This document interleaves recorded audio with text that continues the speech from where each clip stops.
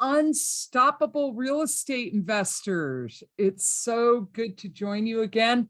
And I'm with my pal, George Paredes. He is one of my clients from one of my boot camps I've done in the past. And it's been a while since we've caught up, and he was gracious enough to join me on my podcast as my guest, and was actually quite enthusiastic and excited about it. So I love that. And I'm Rayana Starr, your host of the Unstoppable Real Estate Investor Podcast. We host this podcast every Wednesday for top 5 percenters, the people who are crushing it in real estate. And on Fridays, we host it for up and coming investors. We spotlight members and clients to share that the struggle and the journey is real.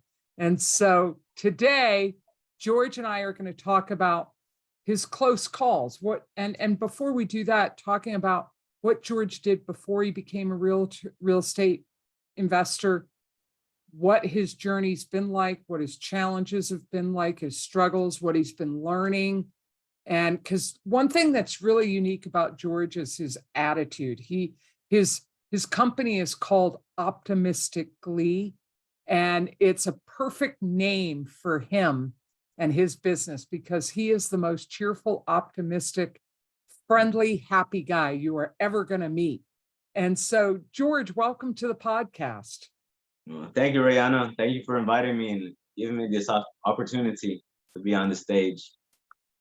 Yeah, and my pleasure. I'm just logging into the group.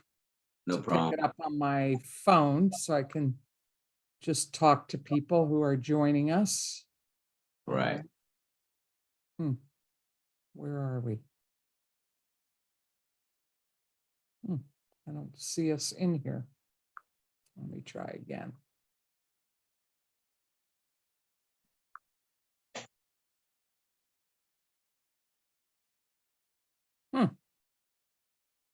That's interesting. I hope we are live in Facebook. Oh, no, we are. Okay. Well, I can't see it, so I'll see if I can connect after this. Right. Typically, I'll pull it up on my phone and I'll follow the chat and welcome who's joining us, but for some reason, I can't see it right now. So, George, let's start with, tell me a little bit about George before real estate investing. What were you doing work-wise? I know you were at the post office for a few years, but even further back than that, tell us a little bit about who George is professionally. Typical kid from just growing up, graduating high school, and like I say, just being cheerful the whole time, and decided to join the Army. Where did you grow up? Actually, I was born in New Jersey, and I tell people my mom fell in love with a cowboy, so we ended up in Houston. And right when I was like about 13, and been here since then. Okay. Graduated from high school, went to the Army, enjoyed it as a mechanic. And what I liked about it is just that camaraderie, and just that, that go-giving mentality, aligning myself with certain people that are willing to teach me. And they were seeing my go-giver part too, where I was grinding. And hey man, I just want to learn and be the best that I can be at that time. And so you were a mechanic in the Army? Yes, ma'am. And how long were you in? About 6 years. Yeah. Okay. And then when you got out, you didn't want to do that anymore? Yeah, at the time, I think I was tired of getting my hands dirty, all the grease and stuff like that. And yeah, went back to school for a couple of years, got a couple of degrees, did a couple of warehouse jobs, and I was in the police academy too. I graduated and nobody wanted to hire me. Yeah. Wow. Yeah. You went through the rigorous training of the police academy, and then why do you think that was? I mean, why did you do that? Why'd you go through the police academy? What was the motivation? At the time, a lot of my friends growing up were going through it too, and okay. I decided to join along and challenge myself. And it reminded me a little bit of what I was learning in the Army, certain structures and guidelines, and just being a service at the end of the day to the community. I just can't see you as a cop. You're too nice. Yeah, that's probably why I couldn't get hired. Yeah, you probably didn't. Yeah, because they do a psychological assessment, don't they? Yeah, Hey, yeah. you're probably just too nice a guy to be a cop. But what's And funny what? about Yeah, but go what's ahead. funny about that, Rihanna, was I actually got promoted within my group to be a squad leader.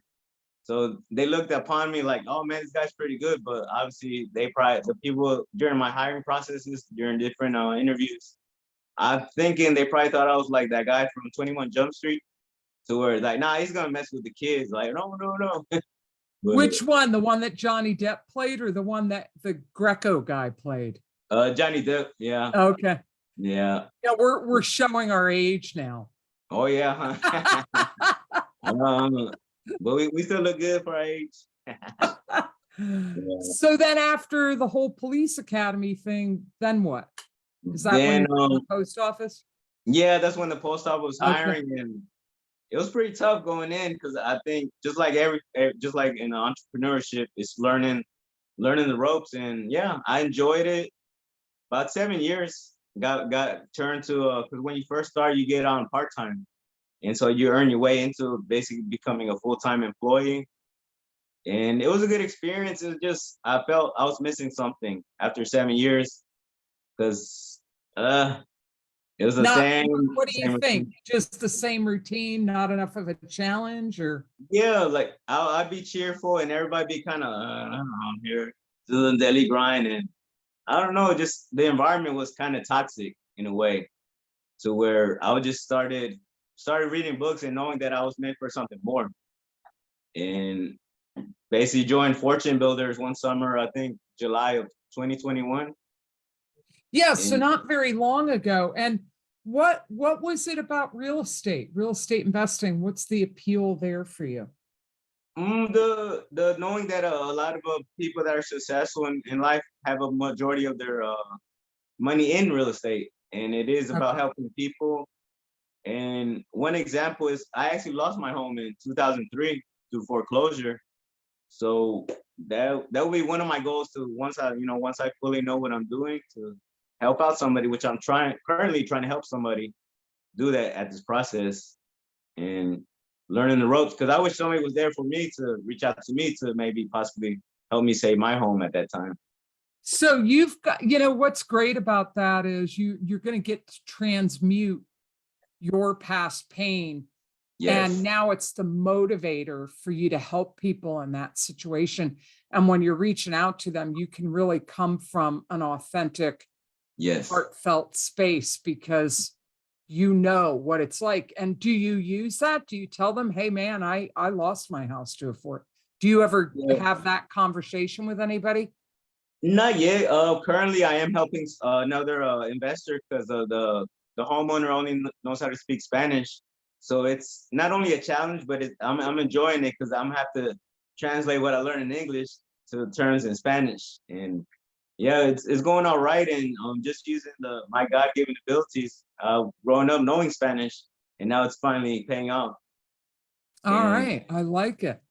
So tell me about, all right, so you joined Fortune Builders in 2021 mhm. and ho- tell me about that journey. Oh man, I was a sponge, Rihanna. I took that curriculum and just watched it in 1 week. But what I did, I think I wasn't taking action, to where I didn't know how to. They did have coaches, but it was like I felt like I needed more. I didn't know how to communicate to the coach. Okay. Because my main challenge was in Texas is a non-disclosure state. But when you first start off, they say start off in your backyard, to where I didn't really reach out to the local investors in the area to maybe help me out, or know that I'm worthy of the help that I asked for. So then what? Then what? Well, at that time I was still in the post office, but I was like, say, feeling that rut that I need to do more. So I just started reading like inspirational books that got me Oh, you thinking. Like, started networking a lot too. Like I remember you were just like in JJ's group on yeah, his speaker event. And I think that's how we met, isn't it? may have been, yeah, through there, Yeah. And then I just started seeing you everywhere on social media. So you really started to reach out and plug in. from what Right, I right. remember, right? Yes, ma'am, you're right. And then that's when I think you invited me to do well before that, around this time last year, I had a situation at work to where I believe it was a message to like, George, this is not meant for you. To where either I could choose to stay within that problem or get myself out of there and not choose to take that leap of faith. It might not have been the smartest move, but I'm pretty sure from the other investors that I have met, I'm in a similar boat. It's when you decide to, I need more. I deserve Burn the more. bridge. Yeah. But burn the boats, yeah, burn the bridges. Burn the boat, burn the bridges. So tell me, and then is that when we met and you joined my boot camp? Yes, that's when I joined because, like I said, I got my little savings from the post office, hired a VA. I thought the VA was trained, so I wasn't checking in 2 months in. Hey man, what's going on? I'm not getting no leads. And I found out I have to train that person. I have to be on top of that person. And that's what I learned a little bit from, joining your boot camp and other, things that we need to be as entrepreneurs, stay on our game. How did the boot camp help you? It helped me as far as, meeting other individuals that were struggling in different areas and sometimes similar areas of mine. So that helped me relate to, wow, I'm not alone. Everybody's going through, the trials and tribulations as a coming out of your comfort zone and being comfortable, being uncomfortable. Yeah. And yeah, and And, like how you teach us how to time block and just be about our business and reach out to help, reach out for assistance that you need. And it has helped and me out since we first started. consistency, being consistent. Consistent, yeah. And that's Yeah. And that's the then hard at part. some point sorry, go ahead. Oh no, and that's one Okay. thing about me. I'm very consistent in every other aspect in my life. So now it's learning how to be consistent in my business. Well, and I remember when you were in that boot camp that you realized that you really needed to like get hands-on mentorship, like be on a team and Yes. learn the cold calling and talking to sellers and being in the trenches with a team. And you joined a team, and that's how you learned how to do the cold calling and talking to sellers, right? Right, right. One of my friends at the time, Matthias, from the Sub 2 community, reached out to me. And I think we, like, same way we met each other through JJ's network. And we were going over a book that I just read called The Go Giver. And we linked up and said, hey, man, I think you'll be good on my team. And I was like, cool. And so I went straight in, and he helped me out a lot based on the education he got from Sub 2 at the time. And it made me better on the phone as far as, reaching out to the seller, finding out the problem and not worry about the property, and learning how to dig in on that pain, that there might be pain in there. Yeah. And so you've been at that for a while now. And I remember last time we talked, you had an RV park under contract, and I understand Right. it fell through because of the financing, which deals do, which is Yes. frustrating. But I remember how excited you were about that. Tell me Right. about other close calls, because you haven't closed a deal yet, right? You've come close. So Come let's close. talk about those close calls. Kind of share with us some of the deals you've almost gotten, and if you had to do it over again, what would you do differently? So walk me through a couple of the close calls. The close calls, I mean, like I say, just getting better on the phone, but learning how to not to get excited until it actually goes to the finish line. Like, first get excited from that first yes to that, oh Well, man, tell I me was about a specific incident where you got close.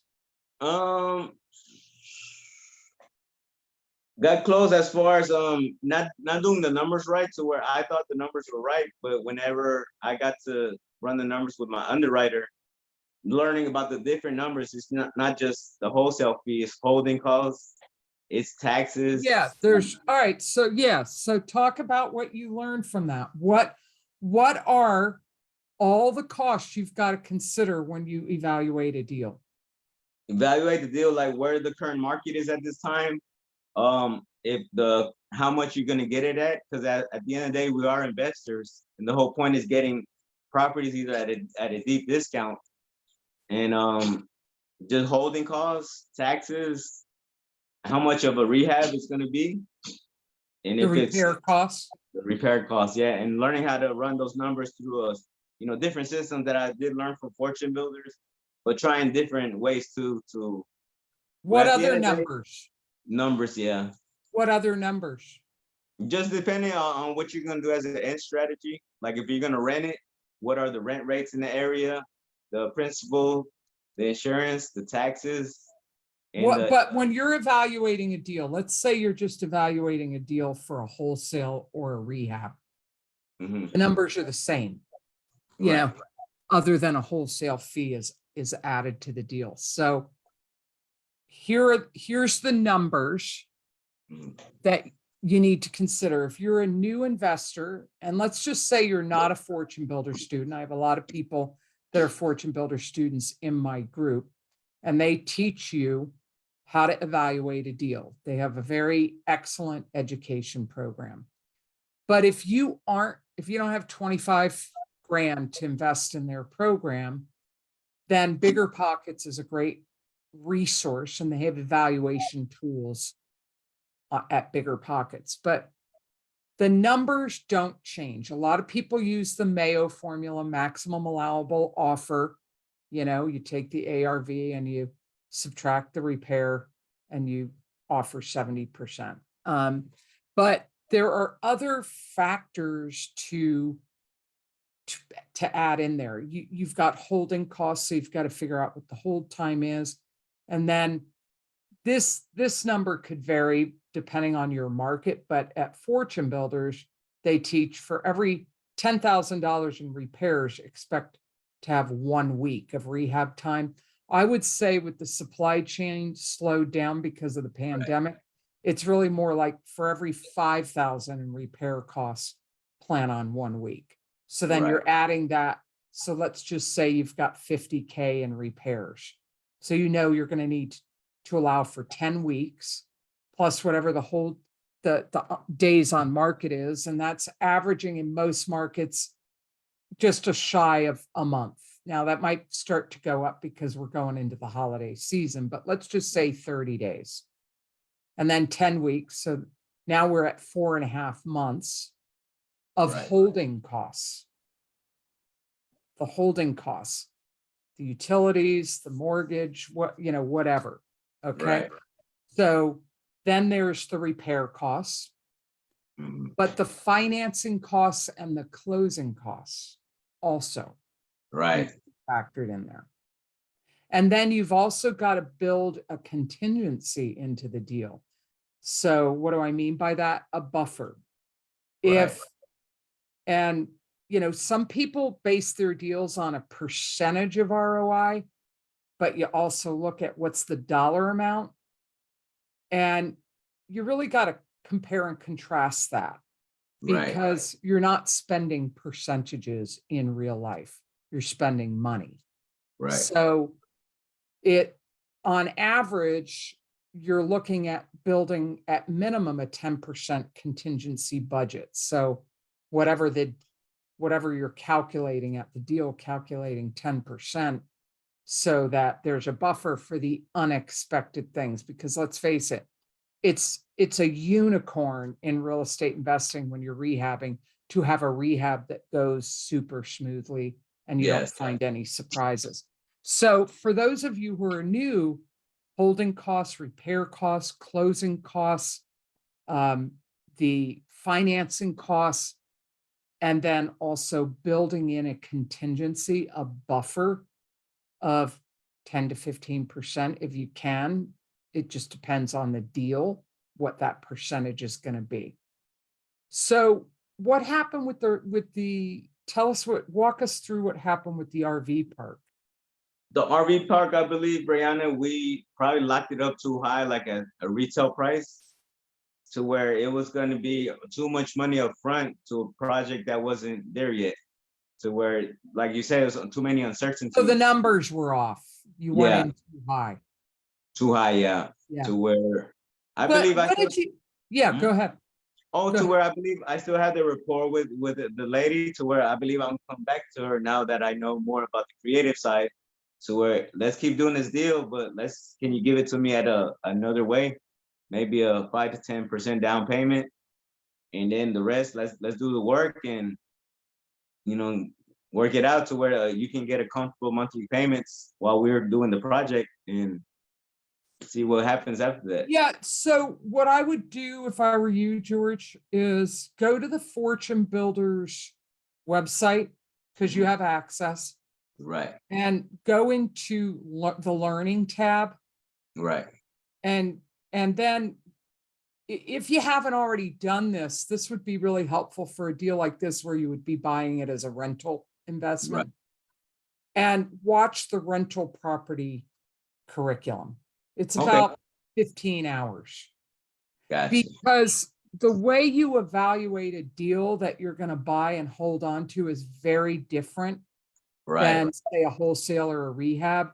And you can't just be loosey-goosey with the numbers, throwing them around like you are, and just kind of put your fate in the seller. Well, what do you think? Could I put 10? You got to be a little more structured than that.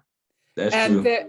there is also a tool on the Fortune Builders website. This is only, unfortunately, for Fortune Builder students because it's proprietary.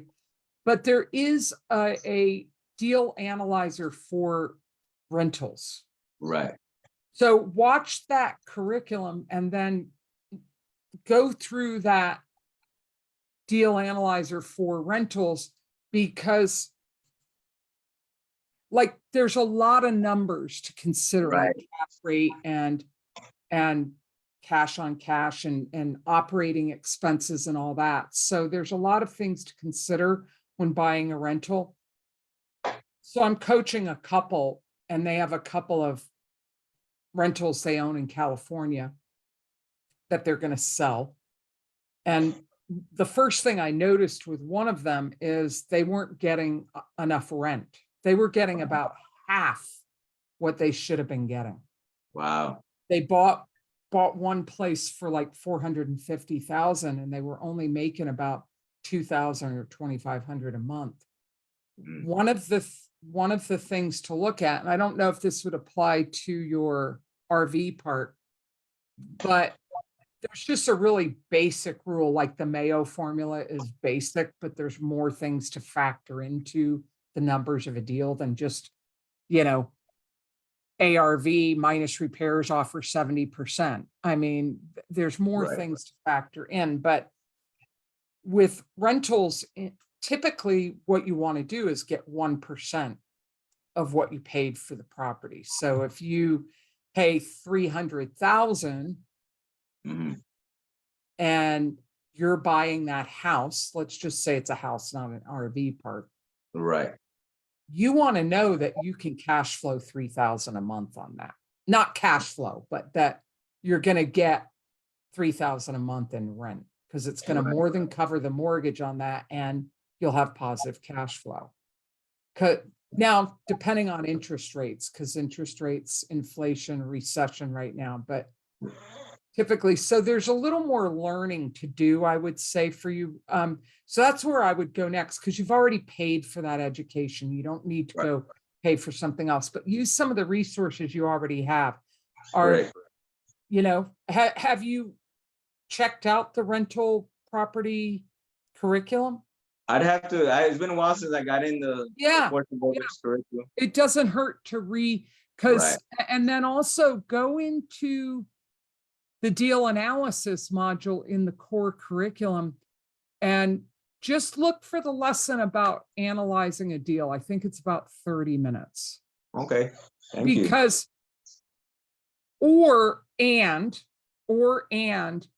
partner up with someone who's a little more tight on numbers than you. Right. You can't just be like ballparking it, guessing it, loosey-goosey. You want to be with someone who's more analytical.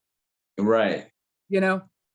I know what the numbers need to be, but I would not say that's my strength either. Now, I use tools and I've been at this long enough that I can do it, but I always prefer to have a partner in a deal that's stronger with the numbers than me. So it's not like, if it's not a skill that comes naturally to you, then you find someone who just double checks your numbers for you. Right. But it sounds like you could tighten some things up a little bit. Very true. Yeah. So what are you doing to survive? What are you doing? Now you haven't closed any deals. You're not at the post office. Are Mhm. you working on a team? Are you a lead manager? What are you doing to survive right now? Well, actually, like I said, luckily my wife, she's been able to uphold that end, so she can support the personal and the business side. And but it's about what I've been learning, just like say teaming up with people that will allow me to help out as far as my strong suit, which is talking to people and getting to understand their problem. And possibly I'm in the works of trying to team up with somebody that's maybe established, better at the numbers, to where I can get better at the numbers at the same Yeah, time. and it sounds like the next step for you too, George, is having someone get you, like, really work with you very closely on Right, listening to you, what you're saying with sellers. It's not enough to be a nice guy and have a right, nice conversation with sellers. It's being able to convert that conversation into, do I have a qualified, motivated seller who right, wants to take action? And you've got their motivation, their condition, their timeline, and their price, right. those four factors. How do you feel you do on those four factors? I do pretty good. I still have a problem like reaching in the motivation to digging in. I Yeah. find that very interesting, considering how much we went into that in the boot camp. Yes, the why. Well, all right, so let's talk about that for a minute, Right. okay? Because people make decisions, a lot of logical, engineer, scientific, you know, analytical types will say, no, I don't make decisions based on my emotions, but Mhm. everyone does. That's They what I'm might learning. justify their decision with logic. Okay. Right. But we, in the boot camp, we, I dug into this whole thing on motivation with you. Right. And it is, why is that, what did it do for you? Why is motivation so important, George? Motivation is important as far as the reason why, like in the instance, we're finding out why this person wants to sell the property, and finding out if they're just checking prices, or they actually have a situation that either they need to sell like at a discount and they're willing to give up on equity for maybe peace of mind. And All right, that stop. Mhm. That's not that they might do those things as a result of motivation. Mhm. But motivation, try again. Why is it important? What is motivation? Motivation is basically the drive that gets you to drive to do what you want to do at that moment. Okay, so it's the drive for and the reason you're doing something, Right. right? The reason behind it, Okay. yes. And when you get to someone's motivation, it's usually not what they say at first. It's not Right. at the, where you dig down to their big, hairy ass motivation. Right. Like, you get to, it's my family. Like, I've got a client. All I have to do to get him back on track is saying, well, how's this going to impact your family?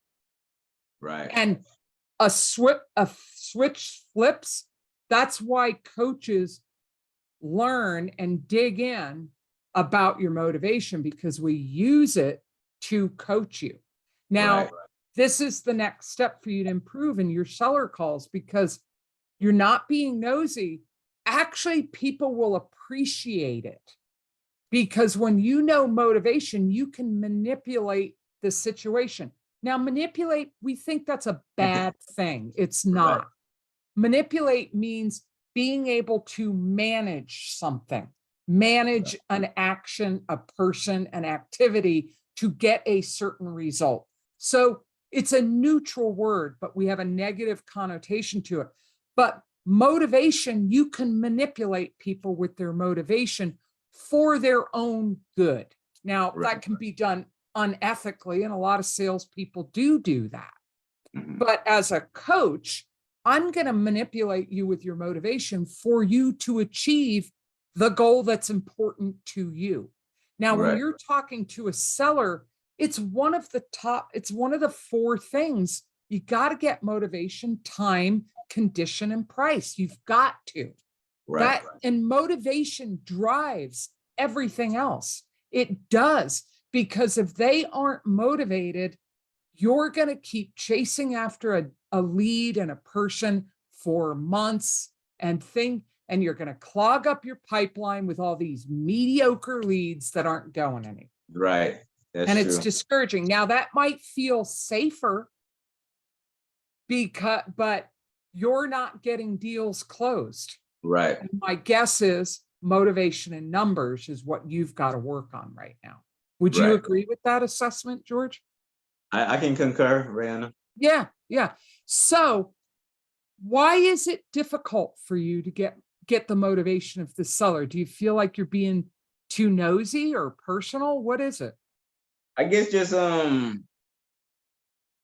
I guess still struggling with that, like finding, like say, digging in, like what is my personal why, I guess at the time. Because if you ask me, I just want to work with people and make money, but also there's got to be a why also behind it, because at the end of the day, there is a reason why I left the post office.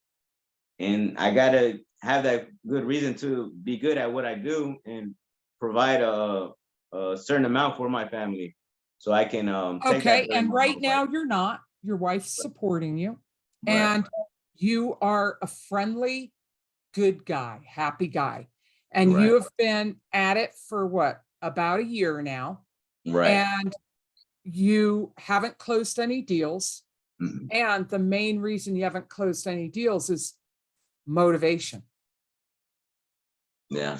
yours and theirs. Right.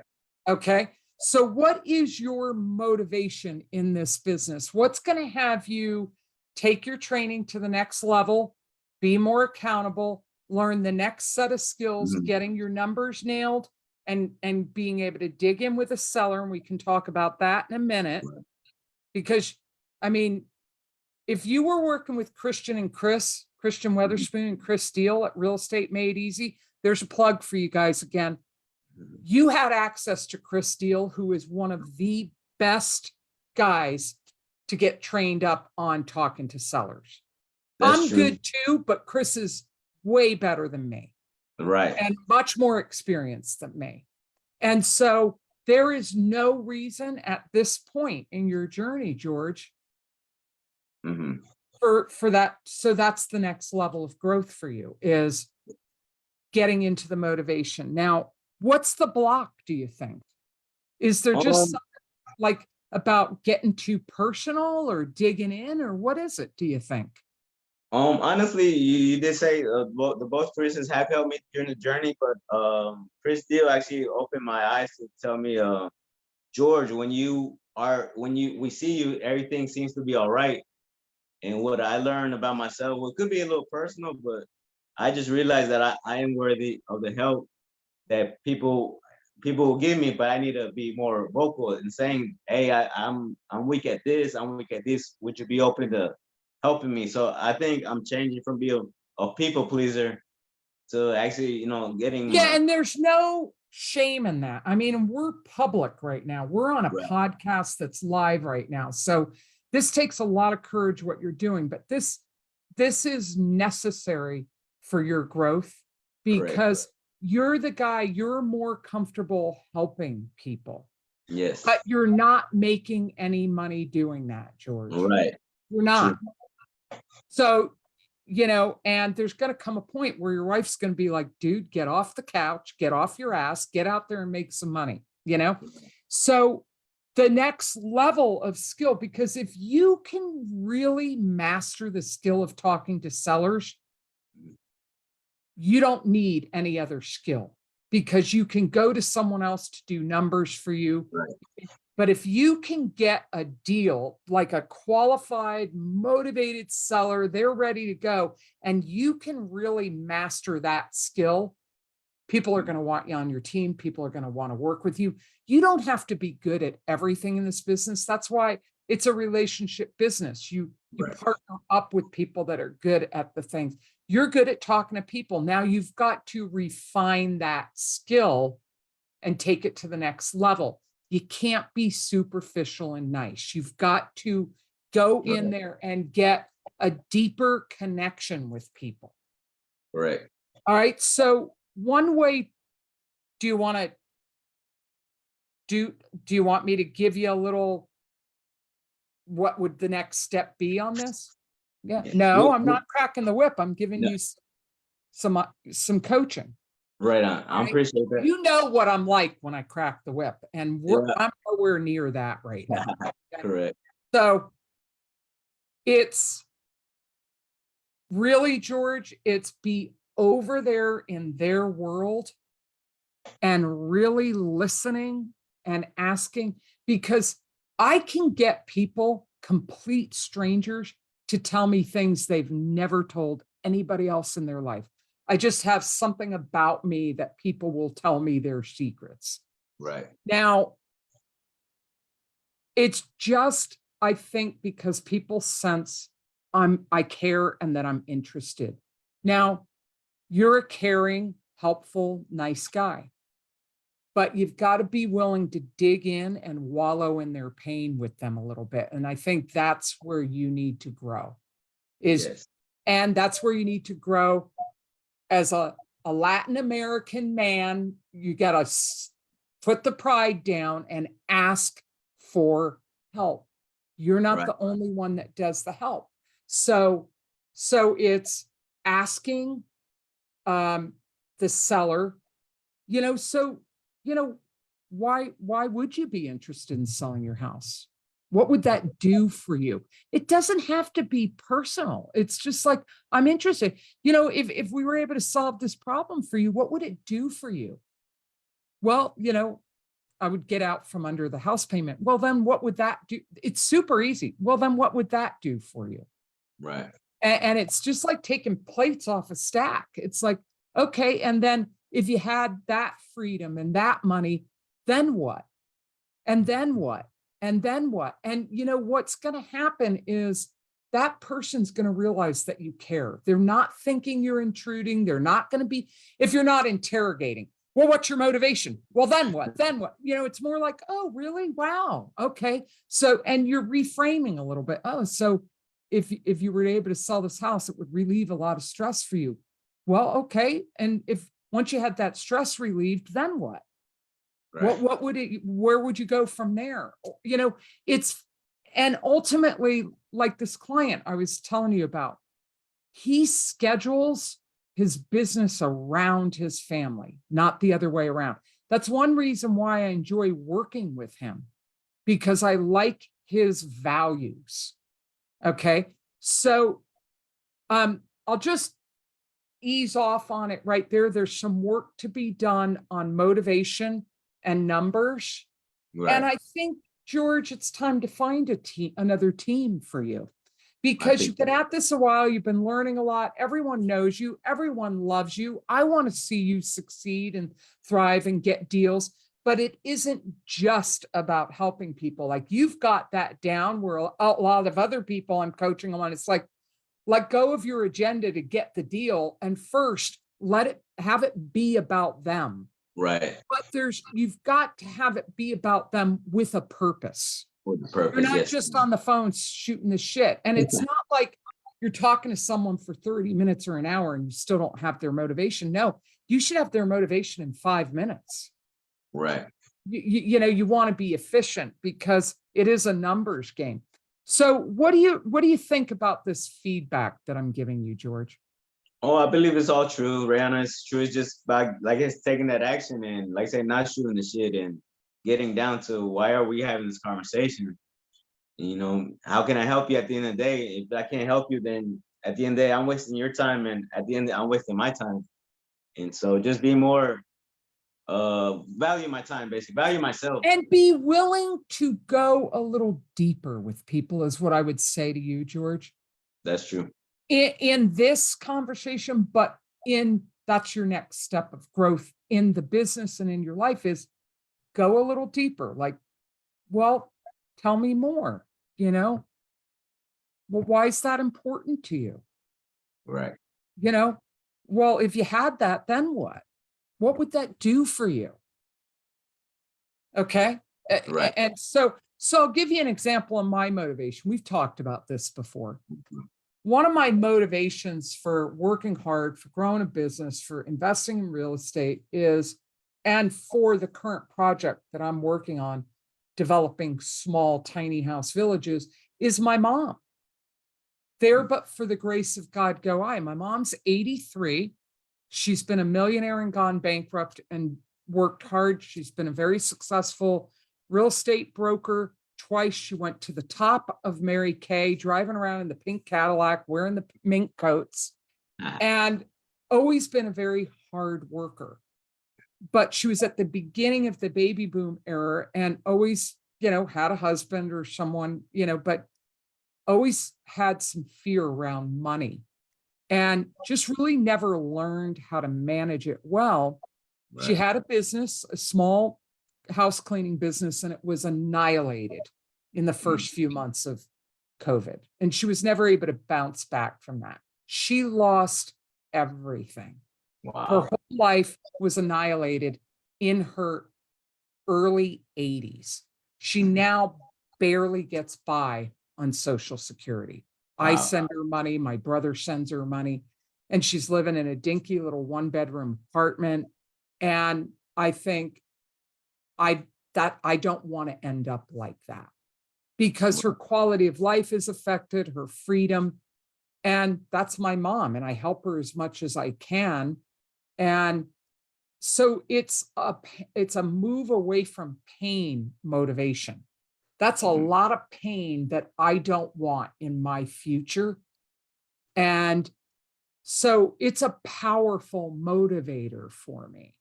Right. Now, a positive motivator for me moving towards pleasure, NLP, moving towards pleasure, is I love my home that I own here in Asheville. And I'm currently under contract to acquire an 1.5 acres that wraps around my current lot. So I have 2 acres, and I want to build a couple of cottages and build my own retirement community in my own backyard. Have 5, 6 rentals, make it like a little community so that as I age and friends or people I know age, we're all looking out for each other, higher quality of life. I don't want to end up in a state institution or some assisted living home. Those are my motivations. They're strong. I feel them. You can feel how I feel just by me talking about them. You've got to find that for yourself. And that's what you've got to find for sellers. And I'm telling you, they will not feel you're intruding, George. They will feel a deeper connection to you, and they will also appreciate it because you are going to breathe new life into them.